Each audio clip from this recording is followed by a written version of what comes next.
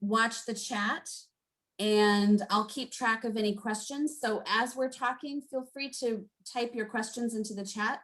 And at the end of tonight's presentation, I will circle back to those and we'll try and get those answered for you. So with that, I will pass it back over to Rebecca, who looks like she's live and moving. There you go, Rebecca. She's muted. Yep, I'm working on that too. Yep, she does not realize that she's muted. There we go. I'm unmuted. If you give me a thumbs up, I'll know if I'm in real time with you. No, doesn't look like it's working. It's bad. Okay. Rebecca, maybe go join Emily. I'll go join Emily and we'll see if it's working better there. She looks like she's doing okay. Goodbye. Can you guys, I'll just go ahead and test. Can you hear me okay? Yeah. Yes. Yep, we can Okay. hear you. Oh, great. So she'll just shut down her Chromebook and come join me here, and I'll scooch to the side. Here. You can see Daisy pacing in the background. All right. I just have to get a chair. All right. Thanks for your patience. I am grateful for all of you to be here tonight. I was trying to say that we have big news, and it's not even the auction night yet. So tune in for the auction night, because maybe we'll have better things to announce then too. But I don't know what could top this. Bertha Taylor is coming back. Oh, yeah. And even I'm excited. anybody else. We are welcoming Bertha back. She's going to join the elementary team. So she's going to get to be with some of your students all over again.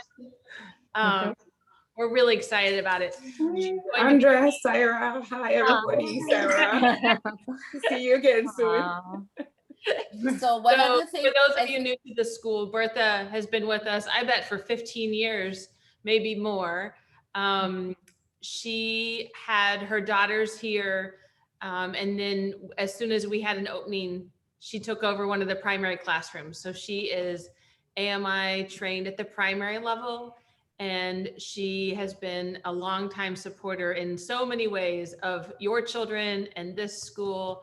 And we couldn't ask for a happier, more jovial person to come in and join the elementary team. So we've got long goals for her. Welcome, Mrs. Taylor. Thank you. And see you all in the fall. I'm excited. we were all really excited when we realized that the rising fourth graders have a lot of Mrs. Taylor's students. Yeah. So you're going to see some old faces, but they're all grown up now. I know. We'll still work it out somehow. Oh yeah, you'll recognize them, I promise. Okay, well, our plan for tonight is to talk a little bit about reading and the importance of reading at home with your children, and encouraging them to cultivate a daily habit of reading. And so I'm going to talk a little bit about the academic benefits associated with reading, as well as some of the, the emotional and spiritual ones, I guess. And then Rebecca's going to talk a little bit from the parent side, as someone who has more recently had an emergent reader at home. She's going to talk a little bit about some of the successes that she's had cultivating reading as a habit at home and some of the benefits that she's seen as a parent. And then Emily's going to round it out with some talking. Okay, long day. Emily's going to do some talking about the benefits to the older child who may have long learned to read to themselves, but who still will benefit from maintaining that daily practice. So I'm going to try to keep an eye on the waiting room as well. I got to turn off all my chimes. Hold on. Okay. So the primary, well, there's a million benefits to reading, but from an academic perspective, one of the most important ones is the acquisition of vocabulary. And having a strong vocabulary is strongly related to reading proficiency, and that leads to school achievement. And children with greater vocabulary knowledge have an easier time generally learning to read. So starting early with those conversations at home, talking about the weather, talking about how a letter gets through the post office and to grandma's house. All of those conversations that you're having with your young child are leading them to acquire vocabulary, and that allows them to learn to read a little easier. Students who lack vocabulary tend to have a harder time making sense of what they read. So even if they're really strong decoders, they might have trouble gaining the meaning from what they read without that strong vocabulary. So it's a double, you have to come at it both ways, through conversations, and then reading itself is another means of acquiring vocabulary. So at Wheaton Montessori, our expectation is that every student is reading 30 minutes at home every day. And that includes if they read at school, because we've had that conversation 100,000 times. Then some parents will say, well, they came home and I said it was time to read, and they said, no, that's okay, I did my reading at school. That's not how it works. We are monitoring the reading that's happening at school with the expectation that they are also doing their 30 minutes of reading at home. And that's an evidence-based recommendation. The minimum really is 20 minutes a day for it to have a benefit, an academic benefit. But we feel like 30 minutes a day is very doable for most students. And if you're working up to that, if that's not yet a daily habit for you, you can start with 10 minutes in the morning and 10 minutes in the evening. That still is effective. And then build up from there. Or maybe set a goal that every time you sit down to read, you're going to add 1 minute until you have reached that 30-minute mark. If you have a commute to school and you have a child who doesn't tend to get an upset stomach when they read in the car, that can be a good time to build the reading in, because that's another thing we hear a lot, is that it's hard to get the reading in. We have busy, well, not so much lately, but when things are normal, we have pretty busy lives, and we're often going straight from school to swimming lessons or whatever other activities we have. And sometimes you're juggling multiple siblings and multiple activities. So we understand that it can be a challenge to fit it in, but it is really, really vital to find a way to get the reading time into the day and to make it a priority. And that's because there's a really strong correlation between a child who reads daily and later academic success. And that has a lot to do, like I said, with vocabulary acquisition. By the way, when we say 30 minutes of reading a day, it does not have to be the child reading silently to themselves every single time. It should be some of the time, but you can also read to them. And there's a lot of evidence that it's really beneficial to keep reading to them well past the time that they can read to themselves. Because when they're listening to a book, they can listen to a story that maybe is a little more challenging than what they could read to themselves, but that they're ready for. Maybe they're ready for a really exciting story like Percy Jackson, and they just aren't quite ready to read it to themselves. That will make a great family read aloud. The audiobooks also, and there's a million ways to get audiobooks through Audible. You can borrow them from the library through your library card. There's the playaways. Do they still have the playaways? Maybe not so much with COVID. I don't know. But there's a lot of ways to get those audiobooks. And that again might be a really good solution for that commute time, especially if they did get a little car sick. If they try to read in the car, then that's a good time for an audiobook. I know a family who listens constantly to audiobooks in the car. And those kids, probably by the time they got to high school, I'm sure they had listened to thousands of books. And that really had a huge impact on their vocabulary and their academic abilities later on. So, and listening to audiobooks is just as beneficial as reading. There are a lot of the same benefits, vocabulary, comprehension, but also there's the benefit to listening to a story and being able to let your imagination go along with what you're hearing and visualize what's happening, which you might not be able to do if you're also trying to decode and read the words on the page. So I always advocate for the 30 minutes a day to be met through a combination of reading to yourself, having a parent read to you, or listening to an audiobook. And yes, I think story podcasts are also great. I mean, short stories are wonderful. And all of those can blend together to help you meet that 30 minutes a day. And I don't mean that you should run into the room at 30 minutes and go, close the book, let's go. If they want to read longer, let them if you can, because the whole point really is to cultivate a joy in getting lost in a book. And that will, so the 30 minutes hopefully is easy to meet. And then many times a week, they're getting to read even beyond that. So most vocabulary is learned indirectly.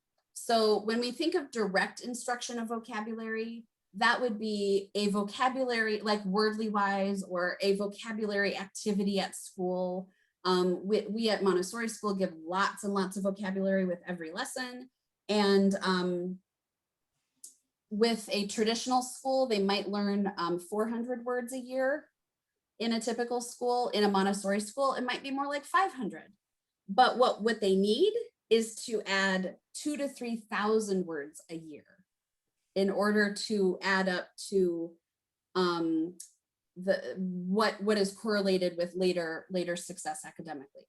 So we really want to encourage the indirect exposure to vocabulary, which comes back to those conversations at home and lots of reading. Multiple exposure to a word in many different contexts so that the child can really have a well-rounded concept of what that word means. So that's a lot of numbers and words. So I want to finish by sharing it. Hopefully this will work. Sharing my screen for just a second. That is not there. Okay, hopefully you're seeing a graphic with some books on it.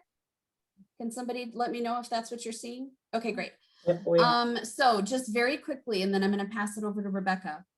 Let's say student A reads, let's go to student C first. Let's say student C reads 1 minute a day. And obviously that's an average. So that's like if they skipped their reading and only read a couple days that week, and it averaged out to 1 minute a day. That child is reading about 180 minutes in the school year and will have acquired through that reading about 8,000 words, which sounds like a lot, but is actually the 10th percentile. Student B reads only 5 minutes a day. Well, that adds up to 900 minutes in the school year and 282,000 words. So that puts them at the 50th percentile. And then we have student A, your children, who are reading at least 20 minutes a day and getting 3,600 minutes of reading in a school year. And they will acquire through that reading 1,800,000 words. So obviously we want our children reading at least the 20 minutes. And many of them will easily be able to do more. Okay. So I will monitor the chat for any other questions, and I will pass it over to Rebecca. Hello again. So I am going to talk to you about parenting. Jazzy is a second grader. She has worked very, very hard to become a reader. The teachers here have a lot of reading expertise. Montessori teachers in general do too, but several of our teachers have above and beyond. that traditional Montessori teaching experience. She's had to work really hard to become a reader, but she's got a lot of things going for her that have aided her. She's got people that will read to her at night. She loves an audiobook. And if your children have any type of attention and hyperactivity or attending issues, they probably will love audiobooks as well. That does not mean that anyone that likes audiobooks has attention issues, but if you have a hard time keeping your children busy or getting their energy out, try an audiobook because it will do wonders for you. Jazzy has gone to the library, even with COVID. The library is one of the few places that I have still gone to almost weekly to pick up more books. At points during lockdown, it was request all the books and then go pick them up at the vestibule. At other points, I've been able to take her in and let her choose. But that's the kind of priority I place on the library. So if you don't have a library card, message me or, send an email to the office to get to me or email me at Lingo at Wheaton Montessori, because I will help you figure out how to get a library card without necessarily paying the property tax fee in order to get that.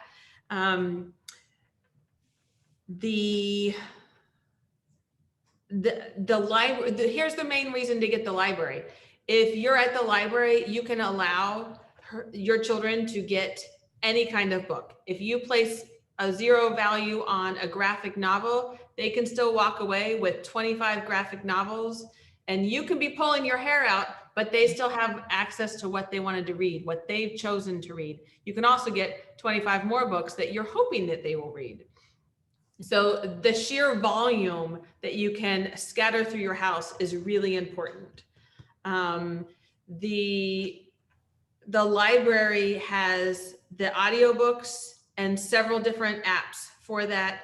If you're at the library, you get to encourage them to talk to the librarians, and those librarians know, oh, I've liked Bad Kitty, so what will I like next?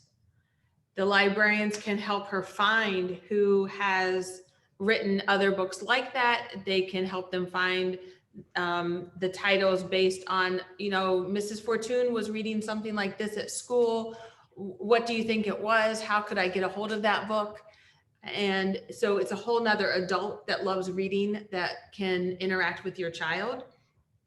Going to the library will allow you to find out what has been read at school or what they've seen a friend read, because inevitably Jazzy will find titles. Oh, I know this from school. Look, there's a second volume. There's a third volume. And she'll walk away with all of those. And it doesn't matter. I frequently have 300 books checked out at a time. And I'm a teacher, so, some of that's teaching, but all of your family members need these library cards or you are stuck at the 100 mark. You don't want to be there. Right now, most of the fines are canceled as well. So you don't have to worry about that. With the audiobook apps or with the online e-readers, you don't usually have to worry about late fees either. So don't be discouraged because of your childhood with late fees. The library also allows you to check out the same book over and over and over, which they need to be able to read the same books. Do you remember when they were 2 and they wanted to hear Elephant and Piggy over and over and over? Well, now they're going to want to hear Wings of Fire over and over and over, or Dragon Masters, or whatever else they're into. They want to read that over and over and over. And it doesn't mean that you need to own it. It means that they need to have access to it frequently. I would encourage you to not limit what your children are reading or push certain books. They don't need to be reading off of a fiction bestseller list. They don't need to be reading the classics. They just need to be reading. And if you can hook them into reading and expose them to enough reading, they're going to read. They need to see you reading, and they don't see you reading it on your phone. It does not work. I love to read on my phone. Love to read books on my phone. That does not count in Jazzy's mind as reading. So be careful of that. Be aware of that. If your children have devices that they can read on, you really need to be checking to make sure that they're spending their time reading, because the pull of the video games is more than real. The pull towards social media is more than real. And, you know, those have been designed to hook them into it.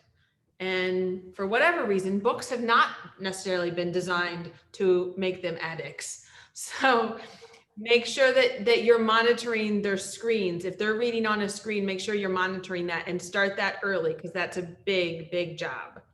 And you're going to keep hearing about that all the way through. Let's see, what else didn't I cover? I will show Jazzy lists, the same lists that are on our school blogs. Pragmatic Mom, what do we do all day? Those same lists that you see referenced all the time through our school are the lists that I'll show her. So I'll pull up a list. They're pretty fun because they also show the pictures of the covers. And I'll say, you know, which ones do you want this time? And she'll choose 5 or 6. She may only actually be interested in reading 1, but you know me, I've got the 300 books checked out. So it doesn't matter. It's not enough to be reading at bedtime. You have to work this into other times through the day. One of those, the lady that's written The Book Whisperer, she recommends that you have a book that you're carrying with you all the time, so that if you're standing in a line, you can read your book. If you're waiting longer than you thought you were going to have to, you can read your book.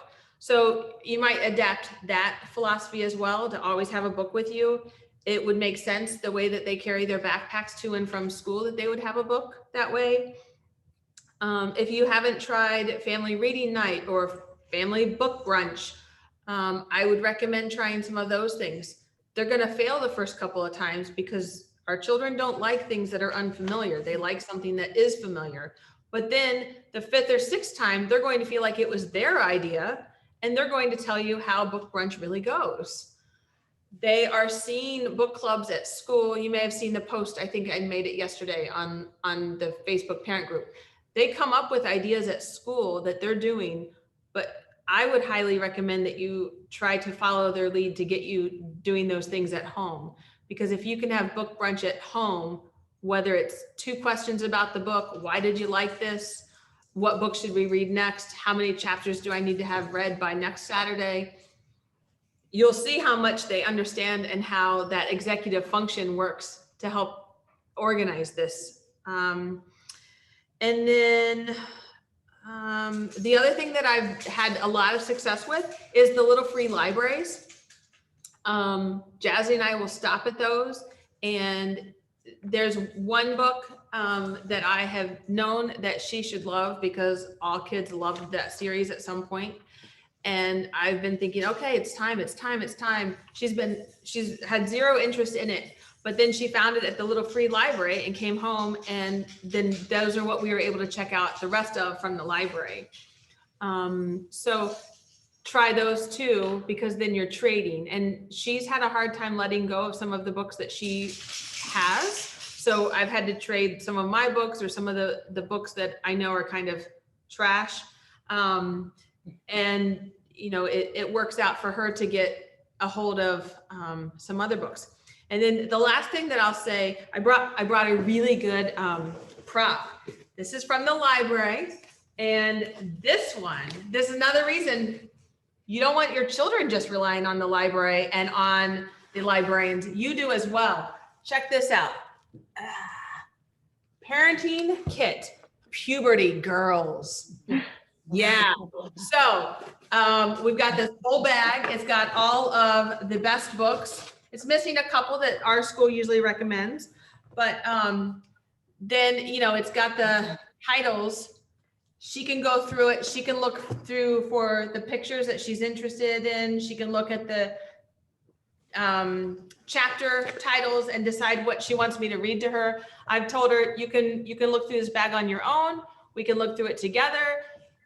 I'm just going to leave it here. And she was like, ooh, yuck. But inevitably she's reading them with me. And you could have covered this same information at a developmentally appropriate manner when they were 2 or 3. But at that point, it was just vocabulary and building your relationship. At this point, she's not learning and taking in all the stuff that she needs to know as a 13, 14, 15-year-old. Excuse me. But what I'm doing is, again, giving her that vocabulary and then letting her know that I'm available to talk with about these issues, awkward, difficult topics. So it's really important. And they've got all sorts of book bags. They've got them about bullying. They've got them about race, class. They've got them about sexism. They've got them about everything. And depending on which library you get to use, you're seeing what those librarians feel like is important for the families in Glen Ellen. Mine's the St. Charles Library, so it's going to be a little bit different than when I lived in Oak Park. But a lot of the Illinois libraries are also on SWAN consortium, so they can interlibrary loan, and you can get access to these books. But I certainly wouldn't have gone out and bought all of these books, but Jazzy has access to them because of the library. So go to your library. And I'm going to turn it over to Emily. Okay, well, Tracy and Rebecca, their talks were so thorough that I am worried that a lot of what I had on my list has already been covered, but I'm just going to go through it anyway, and I'll try to make it a little bit speedy.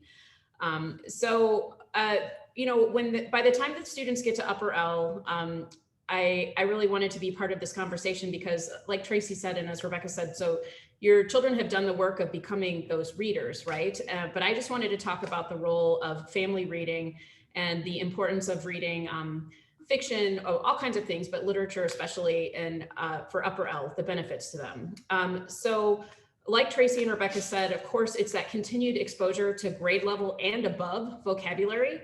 And for the upper L students too, I really often see a difference in the syntax that students are using in their own writing based on how much reading that they're doing at home. So, you know, exposure to these complex syntax and literate language forms and the reading that they're doing at home shows up in their writing.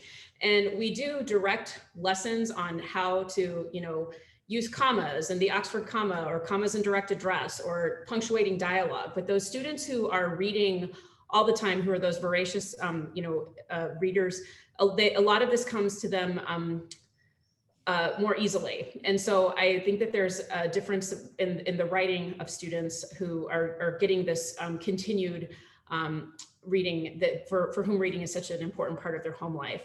And of course, it's also a way to get information about the world. You know, when we have upper L students who seem to me every year to get closer and closer, I mean, they're on the verge of adolescence, right? So upper L is a really good time to approach some of these tough conversations that are going to be coming up, and reading works of literature is a really good way to do that. It's a safe way to have, it's to carve out some safe spaces for your family to have some really difficult conversations or address some difficult topics. That goes to sort of what Rebecca was talking about. You could rely on your librarian for books about racism, books about sexism, books about justice or poverty, books about bullying. So I think that it's important for kids, especially the older that they get and the more time that they are spending perhaps online and they're being exposed to these ideas or these topics and issues out in the world, reading literature together as a family is a way to have some safe conversations and more neutral times where you can kind of help them sort of dissect and interpret these difficult issues. I'm not saying that clearly. I also want to talk a lot about the role in reading literature, especially in developing and fostering empathy. You know, I think it can be really easy to romanticize the child, and especially the elementary child, and say, you know, children are just natural empaths. They're more compassionate and better humans than we are, and as adults. And I want to say that childhood comes with a lot of strengths and superpowers, but to assume that every child is naturally an empath is not helping our children become more empathetic human beings. And so no matter what, these are muscles that we have to learn to use. And reading fiction can really go a long way in developing and fostering this empathy. You know, when you read a work of fiction, especially, you're immersing yourself in another person's experience and worldview. And it can lead to some conversations that you have in your family that start off very open-ended. So what did you think about this event in the book? How would you feel if this happened to you? How would you feel if you saw this happen to one of your friends? How are you like this character? How are you different from this character? Why is that a good thing? What do you think could be complicating about these differences? I think that it can just lead to some really, I think that, and I've even seen this somewhat in our home, that it can open up some conversations where your children might talk a little bit about some things that they have experienced themselves by reading about something similar in a book. You can ask them, let's see, there was another note that I had. Just asking them to share the experience with you. I wanted to talk a little bit, and again, I think this has all been covered by Rebecca and Tracy, so sorry, but how to do this, especially with the upper L child. And I just want to put in a plug for, even though that they are reading independently, and many of the upper L kids could pick up any book and read them on their own, to encourage some time for you to still read to your children, even if they seem like they have maybe grown past that point. It's good for them to hear another person's voice. This is also the role and the strength of audiobooks, to hear, you know, expression and prosody. But I think that it also builds like a family community time, and can maybe pave the way for some conversations that will come about, make some of these difficult conversations perhaps a little bit easier, or some of these more in-depth conversations that don't necessarily have to be difficult. You know, I was looking around on some things online before to get ready for this. And in 2019, there was an article, the Pew Charitable Trust talked about that 27% of US adults reported having not read, in whole or in part, a single book in the past year. And just to kind of go back to what Tracy and Rebecca have said, one of the ways that we can have readers is to model reading. So you don't necessarily have to be reading directly to your child. You can be reading near your child, or carve out some time in your family life where you're all just gonna have a family reading time, or hunker down with a good book. That modeling is very powerful, and it's something that needs to continue for those upper L kids. Especially as they are marching ever onward toward adolescence, where things get a little tougher. Those conversations get harder, the issues get bigger, and this really sets the stage for being able to have some good open conversations and dialogues. I want to also plug again, encourage your children to cultivate relationships with their librarians. A big staple of our elementary programs going out is trips to the library, and that's for both early and upper L. And there is a reason for that. And that's because we want to model for the kids how to identify reliable sources of information, how to build some confidence in talking to an adult who is not a teacher or a parent or, you know, a neighbor. So to practice those skills of talking to adults outside of their immediate family and friend circle. It's a way for them to talk to the librarian and say, like Rebecca said, you know, I really like this book. Do you have some thoughts on something else, right? Get those recommendations. You know, we rely on the library, and like I said, it's a staple for our going out program, and it should be something that's folded into your family routine as well, as often as you can. I think that was really kind of it, because everything else was covered by Rebecca and Tracy. So a plug for the book bag that Rebecca just showed everybody. You know, I sent out an email just today letting the upper elementary families know that next week we are having the talk. And I have heard back from families who have used words like, I am hyperventilating, thinking about having these conversations. And, oh, that's going to be extremely awkward. Or oh God, I don't think they have any idea. And so, you know, use the library as a resource to put together some of these titles that are going to help you have this really important and admittedly probably still quite awkward conversation. But that's something that I know that I'm going to be sharing these titles directly with my upper elementary families this week, because people are a little bit amped about the talk. And so there's a book bag for every topic, and they can pull those together for you. I think that was all I had. I'm sorry. I don't know if I went over. So I'd love to encourage you to type your question into the chat. And if you prefer to not do that, you can raise your hand on Zoom, or you can raise your hand this way and we'll get to you. I also, We do have a few questions already. okay. There was one other piece that I was thinking about. I just lost it though. So let's go to those questions. Sorry. No, that's okay. We had one just great encouragement toward graphic novels. So I know for some who are concerned about what their children are reading, it looks like a lot of pictures and not as many words. And for that reason, maybe it feels like it's not quality reading. But I agree with the parent who commented that they are really, they're a whole genre of literature unto themselves. They are a form of art, and like any sort of vehicle for communication, they can be used for good or for garbage, right? But I think there are some amazing series written for upper elementary, lower elementary children, and I would not shy away from, certainly get your librarian's recommendation, but usually at the library, they're going to be organized by age appropriate graphic novels gathered together. So you shouldn't run into any trouble. And they can be an amazing gateway for a child who's just on the cusp of being able to read to themselves.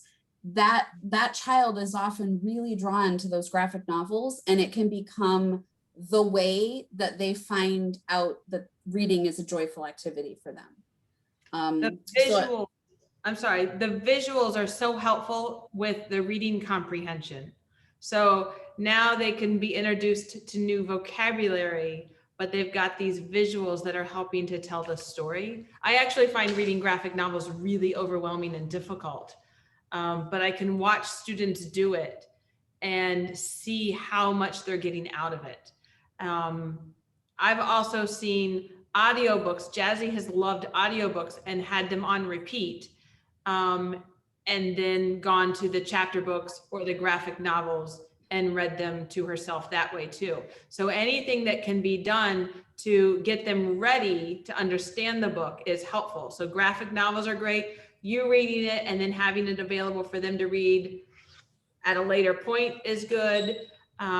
There's graphic novels for Wings of Fire as well as the chapter books. So there's lots of plugs. Just in case there's a single family on here who has not yet started on Wings of Fire. Right. But I should have worn my Wings of Fire mask that I have. Rebecca, you meant, go ahead, sorry. Oh, that's okay. I was just gonna say, besides Wings of Fire, there are some really beautiful graphic novelizations of some other novels. So it could be an opportunity to, compare and contrast, like what got put in, what got left out. I think that's, absolutely. There are a lot of titles of classics that have been. No, there are no other books. There are the only books there are right now are Wings of Fire. Yeah. Rebecca mentioned a couple of sources to go to for book lists. I think you mentioned What Do We Do All Day, and what was the other one? Pragmatic Mom. Okay, so we'll try to we can repost those on Facebook or something. But I also wanted to mention the Tutu Teacher. If you are familiar with her, if you're not, and you're on Instagram, follow her today. She's wonderful. But she has a companion Instagram that is about her her book choices. Susanna, here, let me spotlight you. Susanna is spotlighting a list, a curated list by her. But you can follow her on Instagram at, let me just check, at Diverse Reads is her handle on Instagram. So that's a really good resource. Thanks, Susanna, for that reminder. And yeah, we'll try to put those on Facebook for you. You know, I'm asked for a book list a lot. And honestly, the minute I type up a book list, it's obsolete because there are so many wonderful books being published all the time. So what I have tended to do, instead of typing up my own book list, which is really going to be limited, and this is not Montessori Elementary, right? You don't send your child to my classroom so they can learn just what I know. You send them to my classroom so I can point them to the resources they need to learn about what's exciting to them. So any list I would create would be a limited list. I instead like to send you to your local librarian, so because they've got the hot button of what all the kids in town are excited about. And they also know the entire catalog of what they have. So you can, like Rebecca said, you know, hey, I've read all the Wings of Fire, what's left? That librarian is going to know which series to point this child toward. And I've watched them, you know, children's librarians are a very special creature. They get into this line of work because they are just in love with connecting children with books. And I've watched them just take a child up and down the aisles and go, oh, wait, well, if you like that, wait, just a second, come over here. I know exactly what you might like. So take advantage of that resource. You will make that librarian's day, by the way, if you go in and ask about that. And then the other thing to do is, like Rebecca said, go to some of these wonderful websites where people are constantly uploading new content. And those can be a really good starting point. And, you know, you read that book and it may lead you to 10 or 12 others. Another question that we had was about the bags, or if you're from Minnesota, the bag. That was just for Kelly.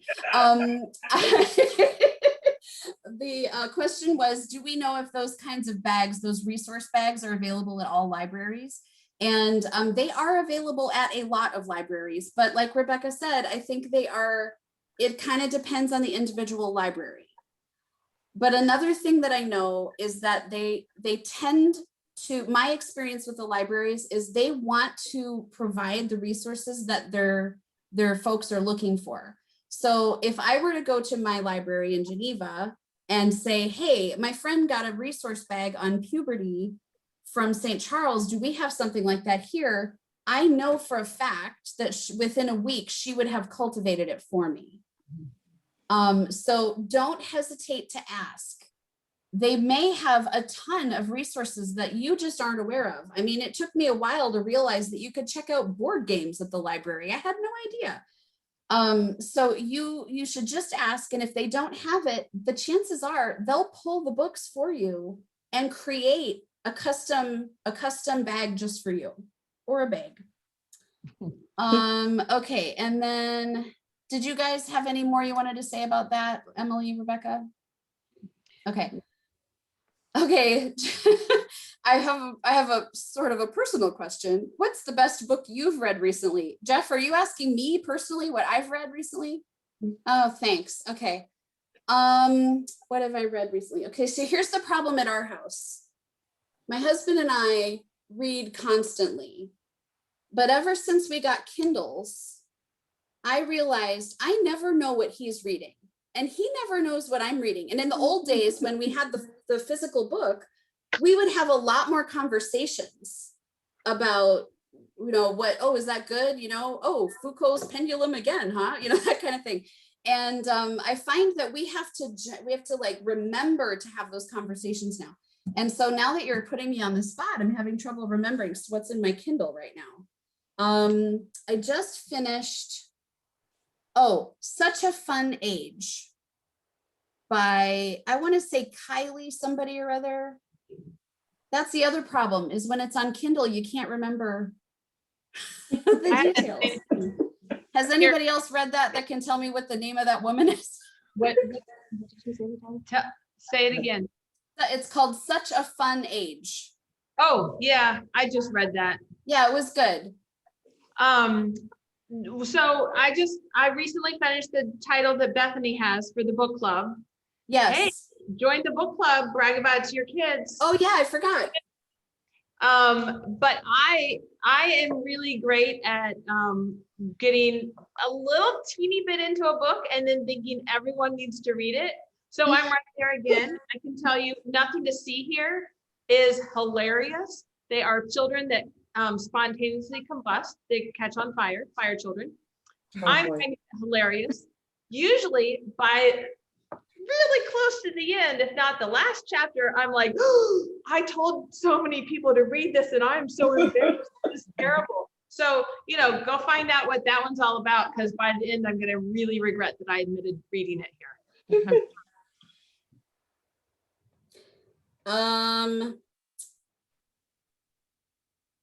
I would say for the kids that we have, besides Wings of Fire, they love the books about they're a series that are loosely connected to the Dog's Purpose book.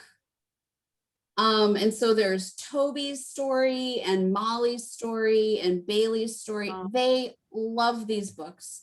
If you ever have a long car trip and need them to be quiet for 5 hours, just get those on audiobook and you will be all set. And then there's a few comments here about comic books. Yes, again, the comics, we've got amazing comics about science and about economics and history, not to mention just the ones that are for fun. And so, yeah, those are great. If kids are reading those, there's nothing wrong with that. Now, like Rebecca said, if every time you go to the library, they're gathering 25 of the exact same book. For my daughter, when she was in 2nd grade, it was those Rainbow Fairy books. That's all she wanted. And after a while, I started to say, okay, I tell you what, you get as many of those as you want, but I'm going to get the same number of books that I choose. And so I just kind of made sure that we always had a selection. And so, because and just like Rebecca said, they love reading the same stories over and over. They love the Magic Tree House, even though if you have read more than one of those, you have recognized they're kind of formulaic, but they love that about them because they know what to expect and it's comforting and they can enjoy the exciting adventure because they always know they're going to wind up back at the treehouse safe and sound at the end. And so it's okay if they want to read the same book or the same kind of book over and over, but you as the adult just keep offering the variety. And eventually, as long as it's being made available to them, eventually they're going to pick it up. Another way you can offer it is asking them to organize the book bag. Which of these books can we return to the library and which one do you want to keep again? Oh, can you clean out the bookshelf? There's some books that aren't very orderly there, or maybe there's a few that you can give away, that sort of thing.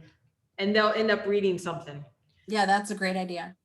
Can I add something to that too? I think it can be really powerful modeling to talk to your children about you stepping outside of your own comfort zone and what you choose to read. So talking about like, oh, I don't usually pick up science fiction, but I'm going to challenge myself this time, or whatever your challenge genre might be. So I think that letting them see you push yourself to try something a little bit new and to have those conversations, or to share a really strong response that you had to a book one way or the other is also, I think, it can be really empowering for the kids and a good way for them to get a little more comfortable with some of those steps. So. Absolutely, I totally agree with that. One last comment here. We have a suggestion that carefully selected magazines Having magazines around the house is another good way to just allow a little bit of reading here and there while you're waiting for dinner to be ready, or, you know, whatever. And so I can also share a couple of the magazines that I get for the classroom, because they love to read those. They'll read them over and over and over. And we've actually had a lot of really interesting work get generated based on an article they read in one of the magazines. So I can share that on Facebook tomorrow as well. But yeah. We're approaching 7 o'clock. And so we could, if you have more questions and you type them in, we can respond to those at a later date and time. I'm fine also going over, but I just wanted to say, you've devoted a lot of time tonight to listening to us, and we chose this topic very purposefully. So you might be sitting there thinking, oh, I'm doing a really good job. I've chosen a school for my kids that's promoting reading. I like to read, my kids are readers, that sort of thing. I'm just going to tell you, we've chosen this topic because we see this need. So unless your children are getting in trouble with you every day because they won't come out of the bathroom because they're stuck in there with the book, and they won't turn off their light because they are reading all night long, and they won't go outside because they just want to read, and they refuse to play video games and have screen time of any sort, you can be reading more. Yes, and I would, the only thing I'd add is try not to make reading the broccoli and the video games the dessert. So it's not about taking away the thing they really want to be doing and forcing the reading. It's about adding the reading in, and you finding those times in the day when it works for your family. And I want to also just restate what Emily said. Seeing you read is perhaps the most important thing. And I know not every adult is comfortable reading. That's where those magazines might come in handy. Just so that that's being modeled for them, and then adding in the reading 10 minutes at a time here and there until you have worked up to a good daily habit of 30 minutes. Well said. And then I noticed a couple of people had to leave so that they could go read to their kids. So we should probably let people go. Thanks for coming, everybody. Thank you. Thank you so much. Thank you. Bye-bye. Thank you. See ya. Good to see you, Bertha. Good to see you all. I really enjoyed this. Bye. Bye, guys. Leave. Okay. Okay. Great job. Bye.